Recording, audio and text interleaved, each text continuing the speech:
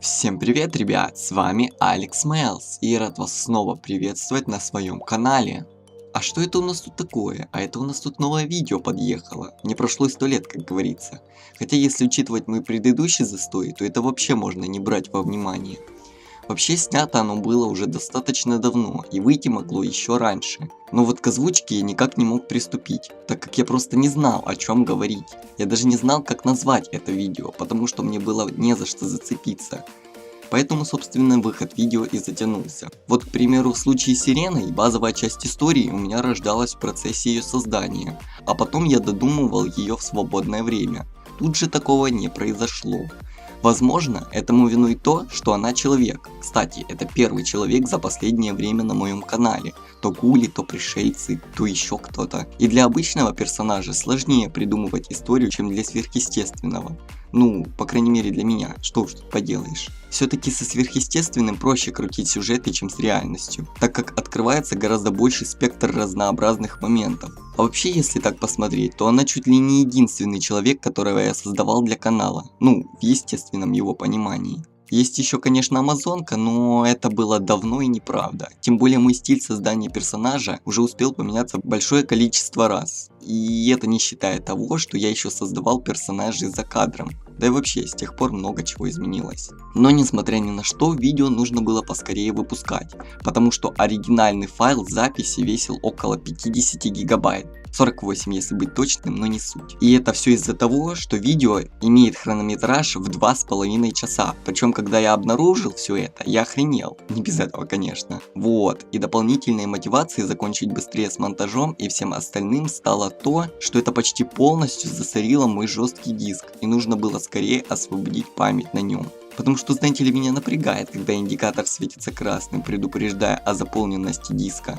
На монтаже видео пришлось неистово ускорять, чтобы оно хоть как-то соответствовало смотрибельности в плане хронометража. Потому что если его ускорить то время, на которое я обычно ускоряю, то оно все равно выходило достаточно долгим. Ну а теперь нужно чуть подробнее рассказать о самом персонаже. Начну, пожалуй, с того, что вдохновением для этого послужила фотография одной девушки, у которой на голове был ярко-желтый аксессуар. Я даже не знаю, как правильно его описать. А на глазах были такого же цвета тени. Я в описании оставлю ссылку на это фото, чтобы вы имели представление, о ком я говорю. Изначально я уже имел в голове шаблон, по которому я стал создавать персонажа. Одним из главных пунктов там было то, что прическа у персонажа должна быть короткая.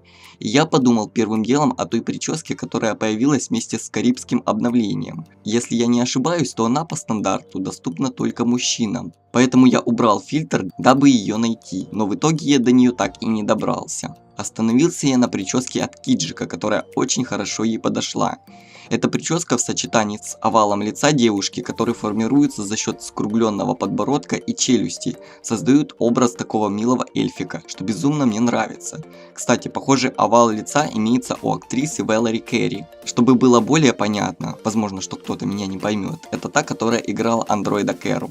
У вас может возникнуть вопрос, что же конкретно меня подтолкнуло на создание этой девушки, когда я увидел то самое фото.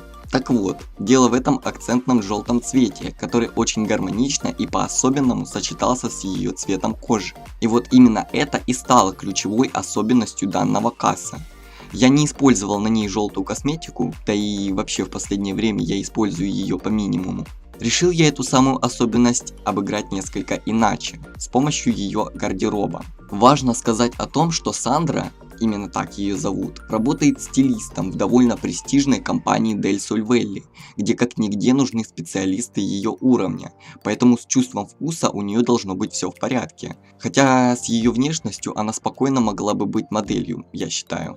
Также хочется отметить, что она очень любит яркие и сочные цвета по типу желтого и оранжевого, поэтому несомненно использует их в своем гардеробе, но в то же время может спокойно носить и что-то более спокойное. Можно сказать, она одевается по настроению и обстоятельствам. Для повседневной жизни она использует яркую одежду, дабы подчеркнуть свою жизнерадостность, а для более официальных случаев и выхода в свет выбирает что-то более строгое и умеренное в цветовой гамме. Насчет косметики я уже сказал, тут она вообще практически практически не используется. Единственная помада применяется для официального костюма и одежды для вечеринки. Что касается генетики, то необходимо отметить, что девушка имеет гетерохромию. Левый глаз темно-зеленый, а правый голубой.